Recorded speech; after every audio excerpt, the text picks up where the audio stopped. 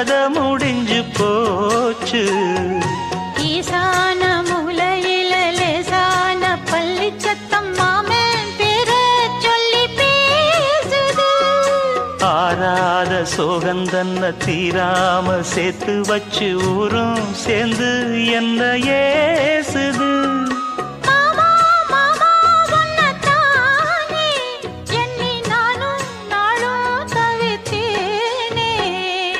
கூண்டுக்குள்ள என்ன வச்சு கூடி நின்ன ஊற விட்டு கூண்டுக்குள்ள போனதென்ன கோலக்கிளியே. கூண்டுக்குள்ள ஒன்ன